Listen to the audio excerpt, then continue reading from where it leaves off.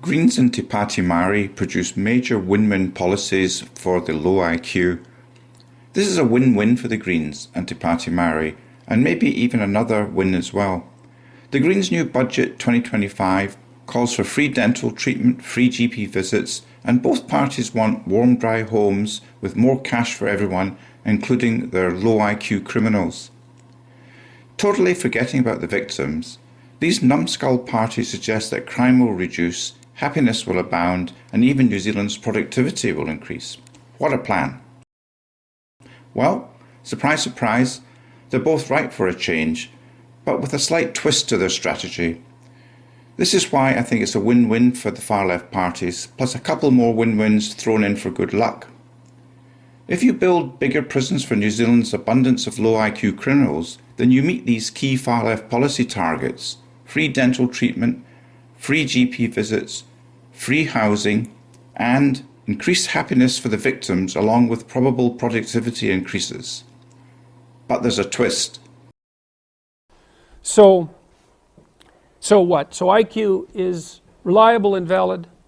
That's the first thing. It's more reliable and valid than any other psychometric test ever designed by social scientists by a factor of about 3. Antisocial behavior is very persistent. So if you have a child who's conduct disordered at the age of 4, the probability that they will be criminal at the age of 15 or 20 is extremely high. It's unbelievably stable. It's a very dismal literature because you see these early onset aggressive kids and it's persistent. And then you look at the intervention literature and you throw up your hands because no interventions work. And believe me, psychologists have tried everything you could possibly imagine and a bunch of things that you can't in order to ameliorate that.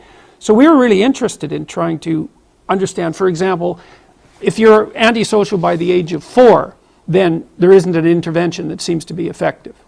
So, and the standard penological theory is really quite horrifying in this regard, because what you see is that male aggression peaks around the age of 15 and then it declines fairly precipitously and sort of normalizes again by the age of 27. And standard penological theory essentially is this cold-hearted. It's like if you have someone who's a multiple offender, you just throw them in prison till they're 27.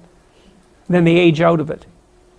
And that's all there is to it. That's what we've got. Now there's some downside to that because there's a corollary literature that suggests that the worst thing that you can do with antisocial people is to group them together, which is what we do in prisons. So here's the twist. Build bigger and better prisons, which is the plan of the current coalition government, which is a great idea for society, and also meets the Greens' Te Pāti Māori goals of free dental, free GP, and free housing. But add a twist. Separate the guests into smaller prison groups based on their IQ ratings and develop suitable counselling, training, and rehabilitation programs for each of the IQ groups to meet their special needs in readiness for release back into society.